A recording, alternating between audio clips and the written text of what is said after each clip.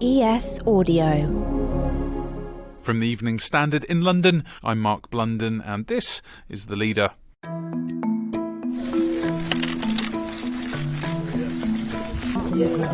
It's the sound of press photographers' cameras hosing down world leaders, including a tireless Boris Johnson, for a family photo at the G7 summit at Schloss Elmau in Germany's Bavarian Alps. But behind the Alpine glad-handing, top of the agenda is Russia's invasion of Ukraine and its impact on global food and energy supply, while COVID re-emerges.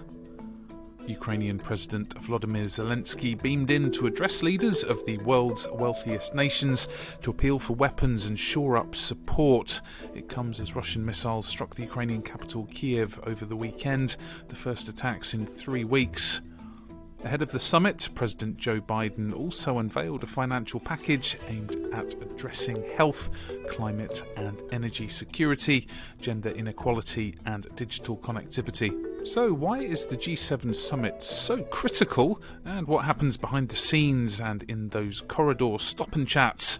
To help us unpick the diplomatic intrigue, we're joined by the Evening Standard's Deputy Political Editor David Bond. David, what's the significance of this year's event? Well, I think these summits are always hugely significant in terms of the signals that the Western countries send to the rest of the world. And at this moment, with war raging in Europe, arguably a summit of world leaders of this nature has never been more important, or has not been so important for a very long time, certainly. So I think the sorts of decisions, the sorts of discussions which the world leaders are having in the very picturesque surroundings of the Bavarian Alps will be extremely important, especially on this whole question of what further steps could be taken to try and change the course of events in Ukraine, to try and get President Putin to change his behavior and to try and bring that terrible war to an end. As the global economy was just recovering, Russia's vicious attack on Ukraine happened, driving prices up everywhere from food to energy and casting deep uncertainty. That's European Commission President Ursula von der Leyen. So, David, what's your view on the policy intersections between the Ukraine war and dealing with the growing food and energy crisis? Yeah, it's really interesting how all these things have sort of collided. And at the start of the war, you saw Western countries taking very tough sanctions, the toughest sanctions we've ever seen against Russia. And they have worked to a certain extent. They've certainly caused economic pain in Moscow, but perhaps not as much pain as people expected at this stage, perhaps. And they've certainly had sort of, I don't know if they were unintended, they certainly were not undesired consequences, but whether those countries imposing those sanctions quite saw what the effect would be. So if you take the oil embargoes, for example, that's actually had the effect of making the economic crisis, because of supply crunches post-pandemic, even worse. So prices have gone up. And in a way, that has actually allowed the Russian sort of economy, allowed Putin's war machine to keep going, because although they've limited supplies, for example, the EU said that you can no longer ship oil from Russia to European countries, you could still get them through the pipeline, and the price going up means that actually Russia is probably getting more money, or certainly the same amount as it was before. So there are question marks over how effective that has been. So I think when you look at the situation around food and fuel, I think now what the G7 leaders are trying to do is find new ways to make that stick. So you've heard them discussing, and this will be discussed throughout Monday, this idea of a price cap on oil to try and make it more effective and to limit the amount of money that the Kremlin can raise through oil sales. And then on food, there's a big push obviously on to try and lift this blockade so that they can get a lot of food supplies out of Ukraine to the rest of the world. Collectively, we aim to mobilize nearly $600 billion from the G7 by 2027. These strategic investments are areas of critical to sustainable development and to our shared global stability. Health and health security, digital connectivity, gender equality and equity, climate and energy security. And there was a special virtual guest on Monday morning. We've had this address this morning from President Zelensky, who's addressed the G7 leaders. He's made an appeal again for more weapons, more support, but also said that he hopes the war can end by the end of the year. So he's increasing the pressure. So in that sense, because of the unique situation we're in with such a major war in Europe raging, there is a sort of heavy military element to it. But you're right, normally this is the sort of place where the leaders discuss a whole range of stuff, climate, energy, health. They're all on the agenda too.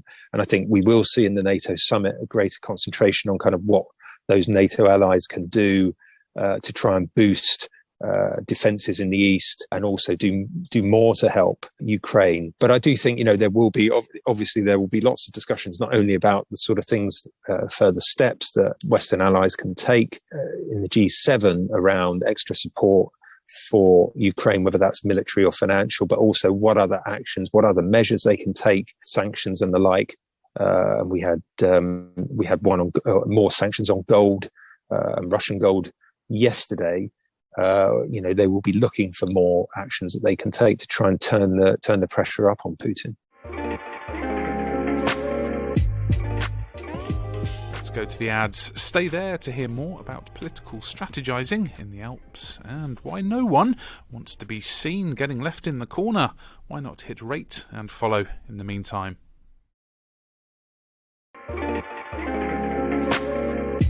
Welcome back. The G7 supporters of Ukraine around the world have to continue to help the Ukrainians to rebuild their economy, to get their grain out, to export their grain. And of course, we have to help them to protect themselves. And that's what we're going to continue to do. David, the Prime Minister seems to be in his element, channeling all those bits of his inner Churchill.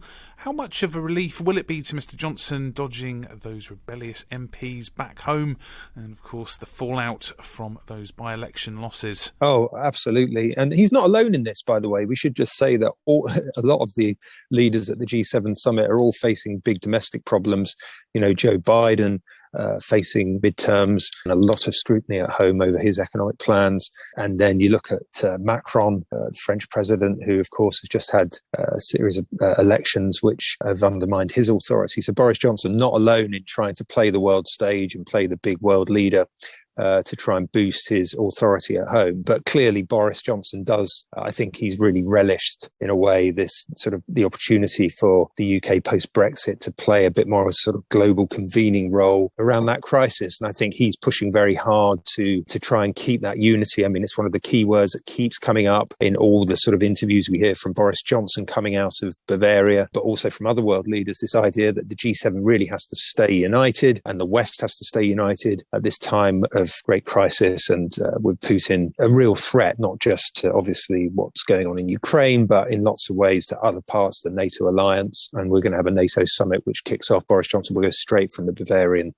Alps to Madrid for the NATO summit, which kicks off on Wednesday. So I think at the moment, being away is a good thing for Boris Johnson, although, of course, it's allowing this kind of idea that there's plotting going on back home, another push to perhaps unseat him later in the year. It's not always good for him to be away, but I think he's certainly probably enjoying being on the world stage rather than being here in Westminster.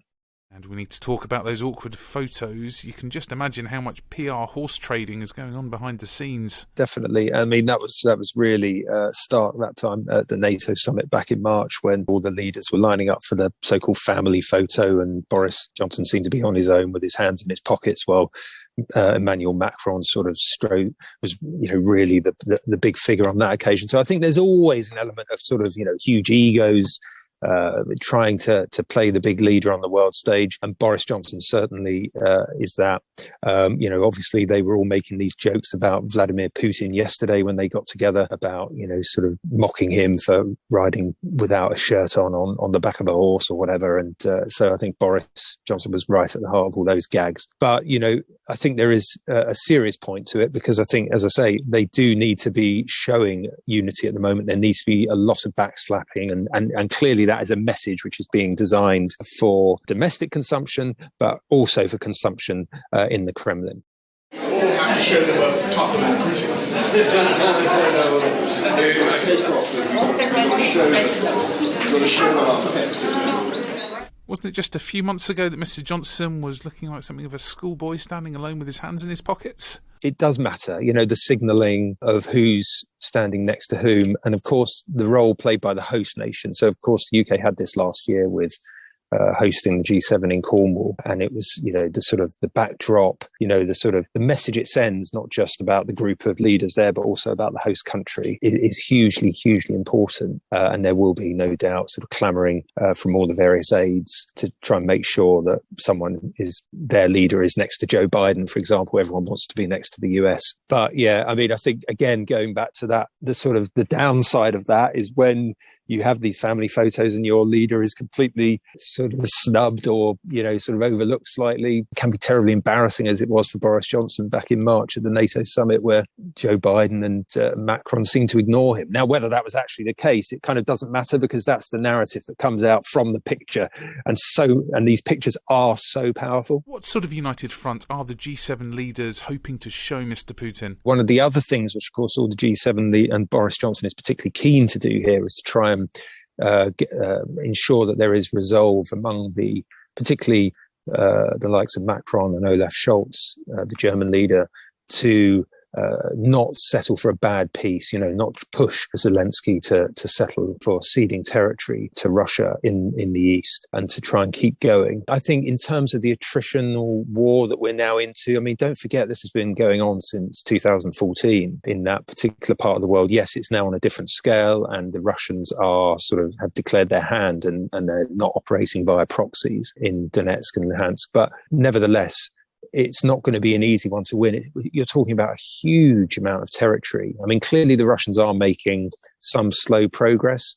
You saw last week with Ukrainians saying that they will have to sort of surrender Severodonetsk and pull back from there. But that seemed to me to be a tactical move. And the question is kind of how much longer can the Kremlin afford to, keep this war going on that sort of scale?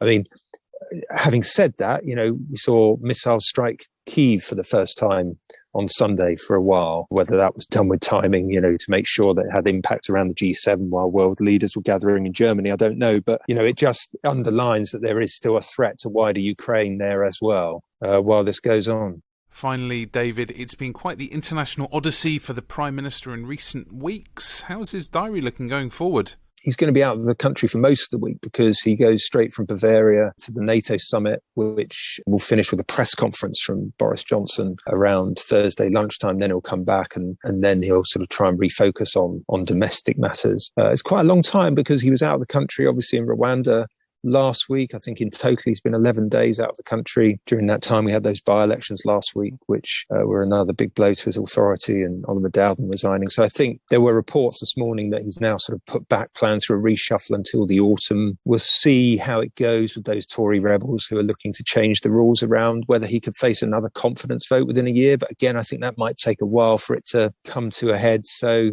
we might be into a sort of bit of a holding phase before we see any sort of dramatic developments in terms of his leadership. But there's no doubt the problem hasn't gone away.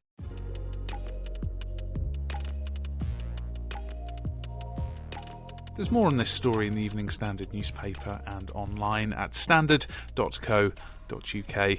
That's The Leader. We're back on Tuesday at 4 p.m.